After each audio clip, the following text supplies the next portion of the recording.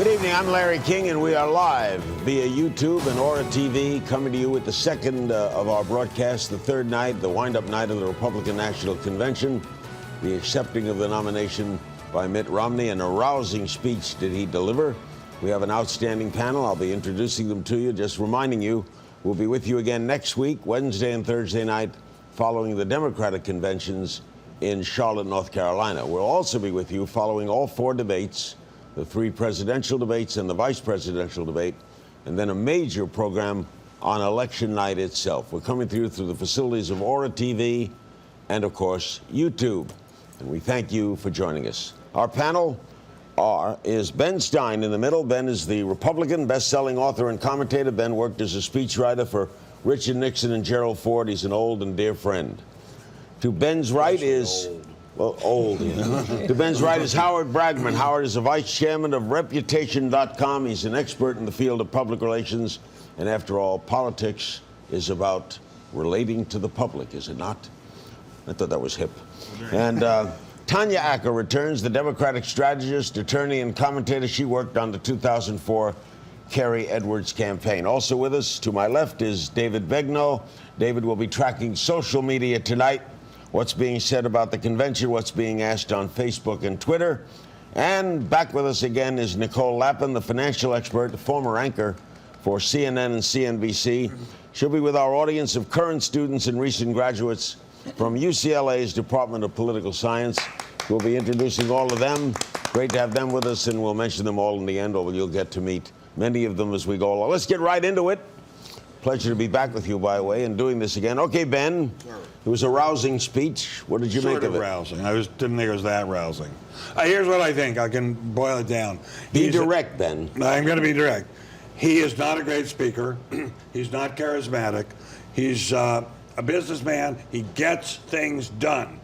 Mr. Obama is a dynamic, fantastically good speaker. He does not have much of a record of getting things done. Question, do you want a guy who talks a great game? Then you want Mr. Obama. He is a great, great speaker. Do you want a man who gets things done? I think possibly you want Mr. Romney. You didn't think Romney's speech was effective?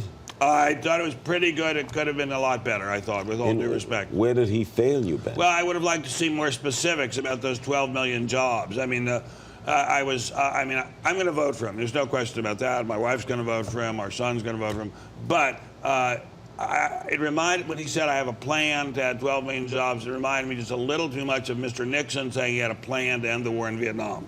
I want to hear the specifics. I want to hear why it's going to work. I want to hear exactly why tax cutting is going to work in the next 4 years when it didn't work under Mr. Bush. Tanya Acker, I know you come from the other side. Will you admit it was a pretty good speech? I will admit that he roused the crowd, but wasn't that what he's supposed to do? That's what he's supposed to do there. I mean, and to Ben's point, look, I got to be fair about how I'm going to evaluate this speech. I'm not going to vote for him. My mother's not going to vote for him. My father's not going to vote for him. And not very many of my friends are going to vote for him. But what he did do was try to throw some red meat to his base. But the other thing that he did, and, I would go back to something that Governor Romney said a little while ago, which is that his campaign was not going to be dictated by fact checkers. And you saw that. I mean, I think that there's been a tendency by a lot of these Republican headliners, both the governor and Congressman Ryan last night. They sort of been making up things as they go along. And I think it'll be interesting. Well, isn't that the political game, though? Well, but in today's media, where we have access to more information, let's just see how far the media lets them fly with some of these half-truths. All right, Howard, you're the public relations expert. This just in, Mitt Romney has taken the lead over President Obama with a bounce in the polls. Romney leads with 44% compared with 42% for Obama, according to Reuters and Ipsos. The national tracking poll was just released this afternoon before the speech. The Republican candidate started the week trailing by 4 points, and then as the bounce is expected to go the other way next week. What's your read? That doesn't matter. There's one number that matters, and that is Mitt Romney's likability. And from day one, this convention has not humanized him. Obviously, he's a handsome man. He looks very strong. He wasn't human tonight to you? Talked about family, talked about kids, talked about... This is not a speech that will go down in the antics of conventions as a great convention speech. He wasn't human to you? It just felt like an empty suit to me, and it was not a great speech. I give it a B-, honestly. Do you come from a partisan standpoint, or are you talking to us I'm as a PR talking purely expert? as a PR guy, as him as a speaker, his ability to connect, and some of the things he said when he talked about right to life, when he talked about sanctity of marriage. Okay, No, he was losing voters in the middle when he said that. Okay, the women's vote is a huge problem right now. But he believes it. He's got to say what he believes. I understand. He played beautifully to his base, but his base is not going to be enough for him. All right. If the question is likability, Ben, wouldn't an America not knowing him, introduced to him tonight, like him a little more? I think he would. But would he like him as much as he likes Mr. Obama? Mr. Obama is a genius at making people like him. He is incredibly good at it. Mr. Romney starts out with a big disadvantage. He has $250 million in the bank. To most people, that's a hell of a lot of money. It sure is to me. These are hard times. A guy with $215 million, you don't start out loving him. He makes $22 million a year just off interest and dividends and stream of payments without having to work and making money. Yeah, but you have to really overcome. Kennedy had money. Roosevelt had money. I agree that, but somehow it was not focused upon then the way it is now. It is focused upon the way it is now, and jacks people out of their minds to think that someone is so much richer than And they are. Kennedy was not trying to keep taxes low for the wealthiest part of America. And he wasn't hiding his tax returns. I mean, I think that part of this. Kennedy cut taxes. Yeah, he did cut tax, and he didn't release his income tax returns. So he might have released 1 or 2 years. He kept that pretty close to the chest. I think that I don't think that a lot of the unlikability from Mitt Romney is about his having money. I mean, I think, frankly, that most people in America want to be that rich. I would love to have Mitt Romney money, and I don't begrudge him that. I think that what I begrudge him, or what the real disconnect, is whether or not he is somebody who is going to make an effort to understand where the rest of America is. And it's not simply because he's rich that he can't make that. I mean, there are plenty of rich folks who do know how to do that, but he's embraced a policy that, in my view, is going to leave disenfranchised and is going to lead out. Did he not speak to the common guy tonight?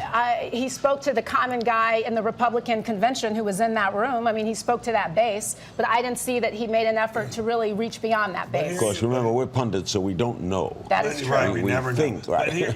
But here's a deep, serious problem for all of us, and for the whole country, and for Mr. Obama and Mr. Romney. We don't know how to help those unemployed people. We just don't know how to do it. We've tried the Republican way, tax cutting. We've tried the Ben Bernanke way, flooding the country with liquidity. We've tried tax cuts. We've tried tax increases. We've tried everything. Nothing seems to work so far. So the question is there really a plan? Does either party have a plan? And if they do have a plan, let's hear it. Because there never was a plan from Mr. Obama that made sense. There never was a plan from the Republicans that made sense. Is there a plan? What is the darn plan? So you're saying we don't know? I don't think either party has a plan. Howard? You know, most of America agrees we're not happy with the economy. Most of America agrees that we like Barack Obama, we respect him, but there are some questions about the leadership, okay? There's no question about that. So this void is created. This man's job is to fill that void. Correct.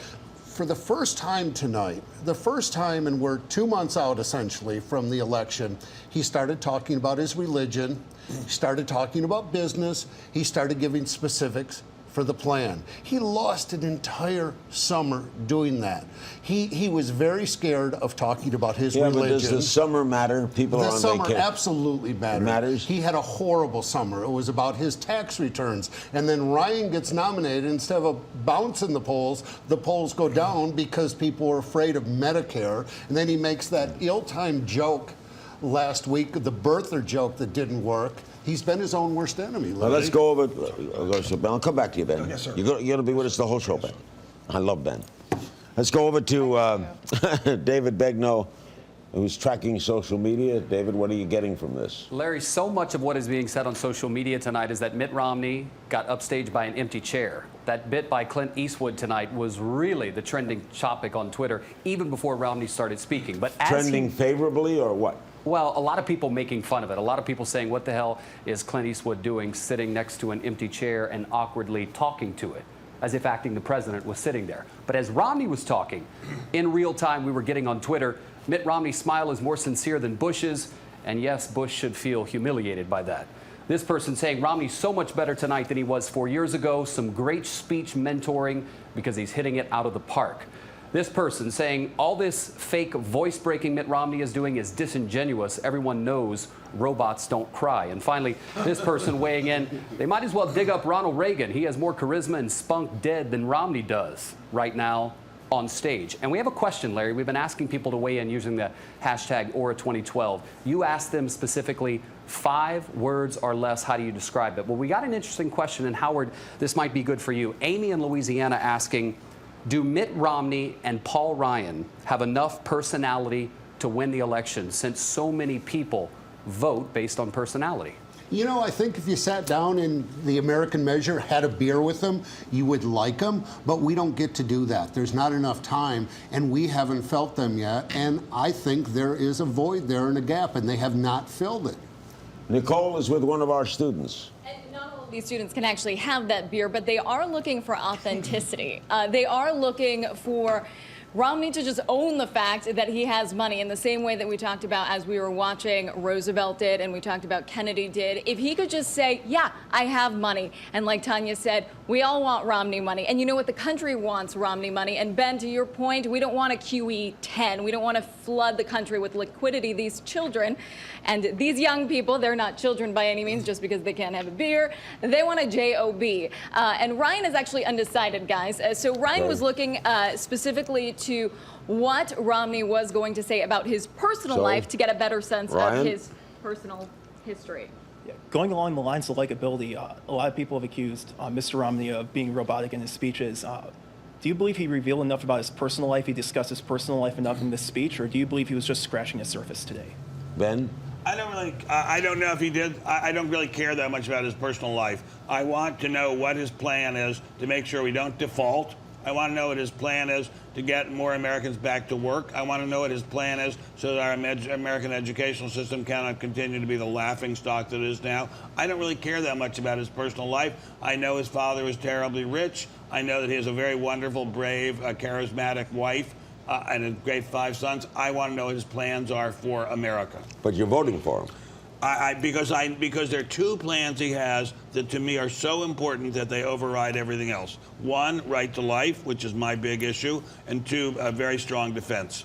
Is right to life a winning issue? I don't think so. I mean, I'm a very strong pro-choice But the public, voter. is the public strong? I think that the public, I mean, a majority of America supports a woman's right to choose. I think that where you see the line getting more slim is where, in terms of parental notification, I think that the country might be a little more split about whether or not a minor can get an abortion without her parents' consent. But I think that when it comes to whether or not an adult woman in the United States of America can go determine whether or not she's going to have a baby, be it her rapist child or not, then most of America believes that American women should have that choice. And the Republicans are saddled with a platform that does not have exceptions for incest or But let's rape. put it And this way. However, if you believe that the fetus is a person, is a being, a human about to be born, what's the difference if it's rape or incest? It's still a human.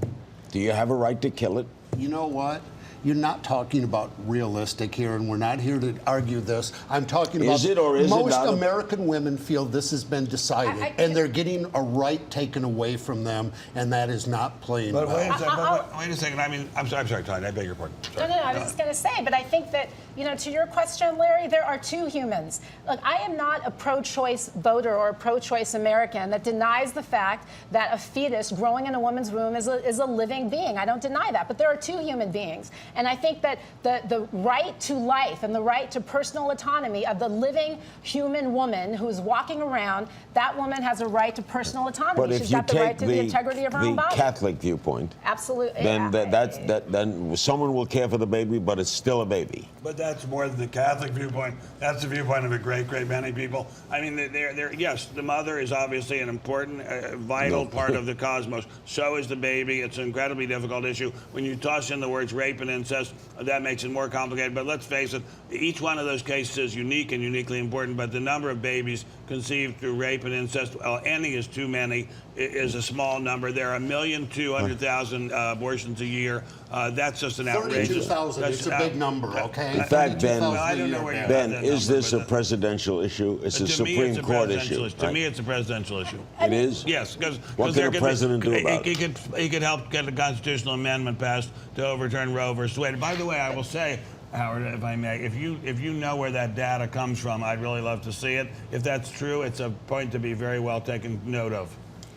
But just again on this point of choice and life, I think that what I want as a pro-choice voter, I don't expect every policymaker to agree with my views on choice. I love Ben. Ben and I will never agree on this issue. But what I do think is possible in this political climate is to have people who want to cooperate in making abortion less necessary. And I don't hear anything from this Republican platform that suggests that they want to do anything to make sure that more women don't get pregnant. They're against birth control. They're against all sorts of reasonable mechanisms. I don't think that's in the platform. Oh, I'm sorry. No. The opposition. Santorum is. The opposition to birth control is not in the platform, but Paul Ryan has expressed an opposition to certain forms of birth control, as has as a Mitt Catholic, Romney. he As has. a And they're Catholic. pushing abstinence in the platform, And it just too. doesn't work. I don't want unplanned pregnancies. But that's either. their Nobody belief. I can does. tell you, as a man of a certain age, abstinence gets to be a policy one way or the other.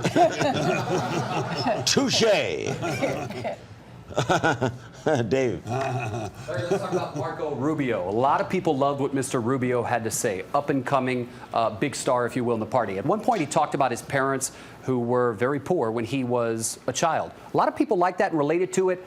Some people didn't. All you rich guys bragging about how poor your parents were, it doesn't work that way anymore. Howie's saying, Rubio delivered the goods. Great speaker, great American. Sarah weighing in. Much talk of immigrants at the RNC and so little compassion for the current situation of illegals. Also, Romney should have tapped Rubio for vice president.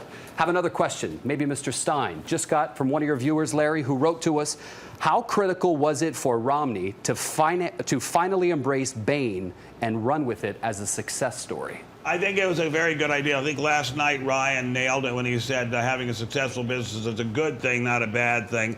And I think if I may claim a little tiny bit of credit for this, I think I was the one who suggested them that they say their biggest clients and customers were pension funds of unions, municipal pension funds, college endowments. So when they were making those gigantic profits, they weren't all going to buy yachts and caviar and polo ponies. They were going largely to assure the retirement of American workers, and the scholarships of American students. So I think it's good that he owned that. I think that was a very good idea. Howard, you're going to be leaving us momentarily.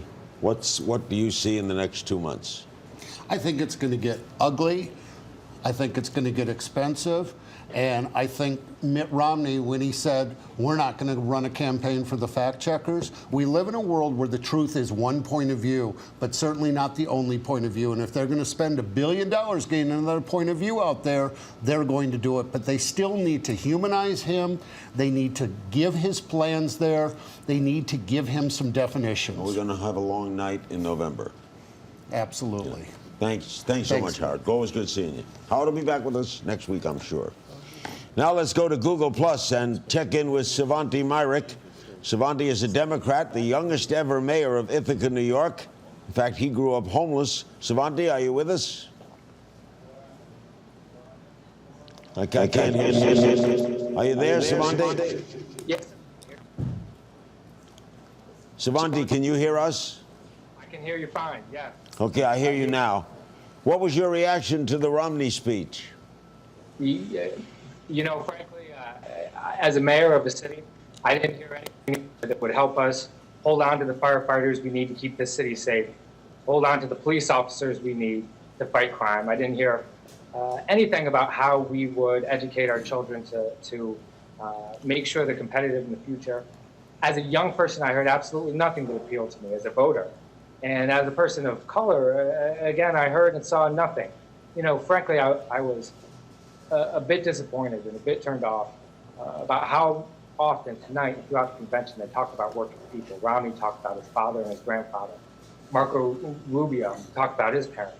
He talked compellingly about how his father's a bartender, his mother is a maid in a hotel. My mother currently is a maid in a hotel.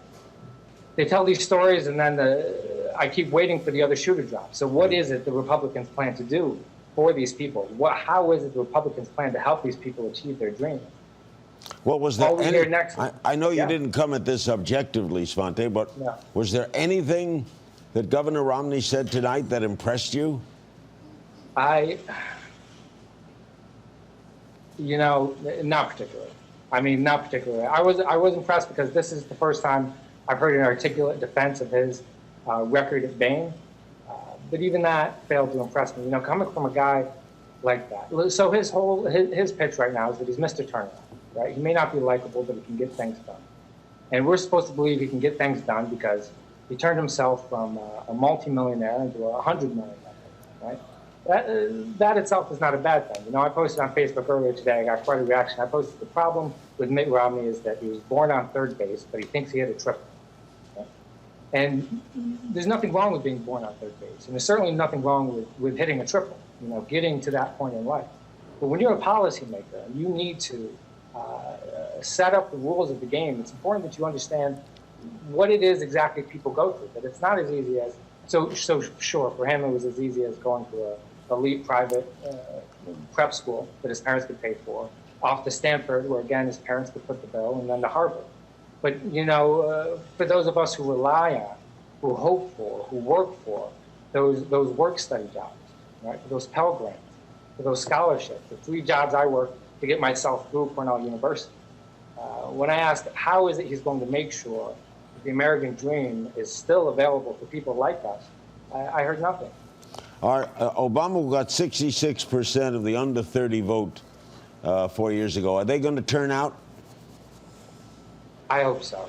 I won. I ended up winning my election with about 55% of the vote here in Ithaca, which is one of the youngest cities in the country. And honestly, out of the youngest ward, I ended up winning every election district here in Ithaca in a 4-way race. I won 18 out of 18 election districts. And my lowest turnout, only a couple dozen votes came out of the college age range. So even in a race in which I was the youngest candidate and I ended up becoming the youngest mayor in the state, it's tough to get them to the polls. And it's not as exciting and not as new as it was in 08, even though he's done great things, expanding Pell Grant, for example, for students. I do think President Obama is going to have a hard time getting students registered and getting them out to vote again. Very honest. Thank you, Svante. Svante, by the way, will be a delegate at the Democratic Convention next week in Charlotte. Speaking of young people, Nicole is with one now. Yeah, and a lot of these young people feel like there's not actually a party for them, socially liberal and fiscally conservative. Barbara has a question about if anything is actually going to change if it goes through the court system anyway.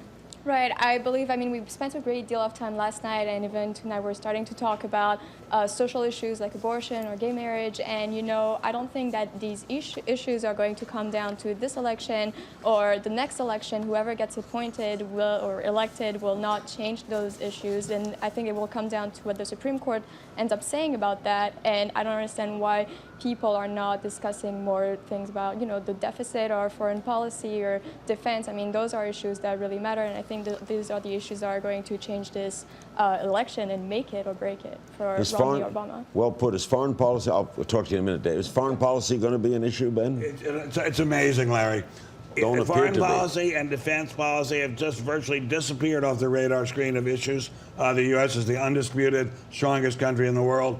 That whole area has largely disappeared. It's fascinating. I don't think it's going to be decisive at all, not even remotely. I think part of the reason that it's disappeared is that this Republican Party realizes that there's not a lot that they can attack this president on. Well, he attacked him on Iran. Well, they've attacked him on Iran with a lot of half-truths. They've attacked him on Israel, for instance, on a lot of half-truths. I listened to that speech, and he talks about, and Governor Romney talks about how Barack Obama threw Israel under the bus. That's just a lie. Barack Obama sold Israel bunker-busting bombs that George Bush wouldn't sell Israel. He has been a very loyal friend to Israel, but I do think that because we're living in a campaign time, we're living in a campaign season where hundreds of millions of dollars will be at play, where people can create the truth as they see fit, it's really going to be up to engaged voters to try to pick through a lot of these half-truths. Let's go a little bit to the lighter side and bring back, he was with us last night, Dave Rubin, our stand-up comic, the co-host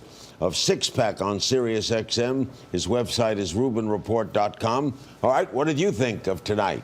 Well, I'm glad you're not forcing me to start with a foreign policy question, because that's usually not where comedians jump in. I think what we really saw for the last 3 nights is the pilot for a new sitcom, which is Nobody Likes Mitt. I mean, that really, that's the truth. Nobody likes him. I mean, you didn't like him tonight? There is absolutely nothing to like about him. There is nothing genuine or human. There's a robot. I like robots. I like science fiction. I like Star Wars. Was that crowd robotic? What was that? They seemed to like him. I think there's a certain percentage of them that are on drugs. But beyond those guys, I just think that this is about likability.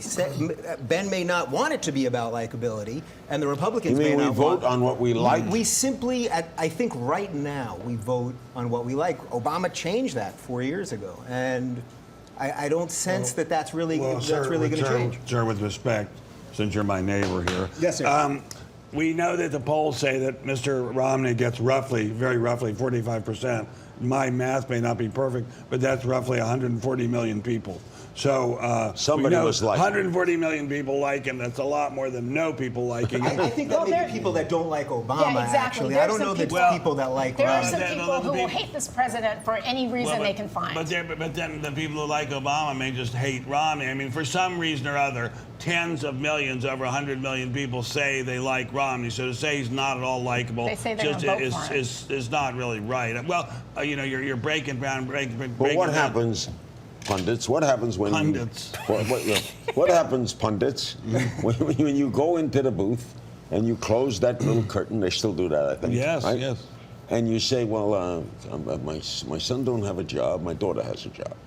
I like Obama. Romney was successful in business. What do I pull?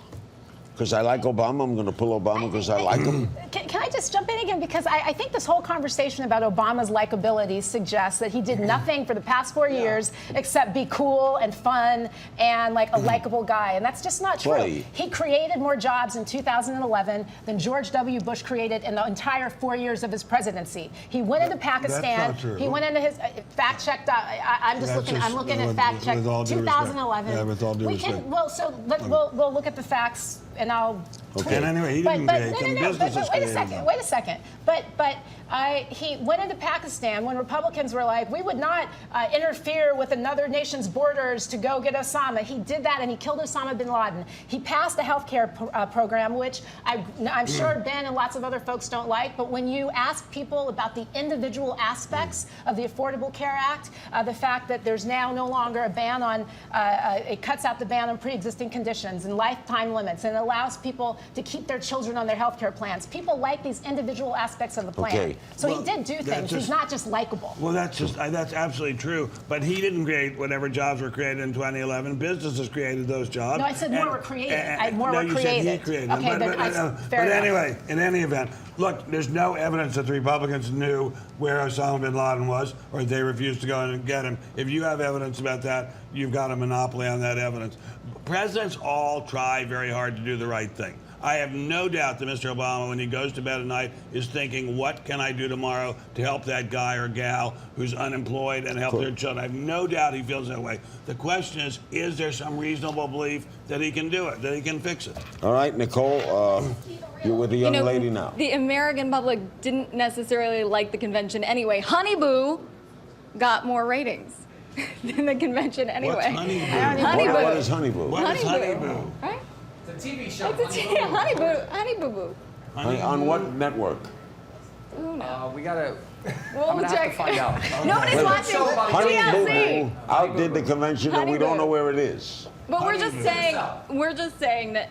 Yeah, we wouldn't rather watch Honey Boo, obviously. But a lot of students are wondering about the likability of Ryan as well, and you are undecided. Yeah, Undecided actually, again. Go ahead. One of the reasons why I'm undecided is I have a question concerning religion. I understand that as a businessman, Romney often chose to invest or not invest in businesses based on his faith.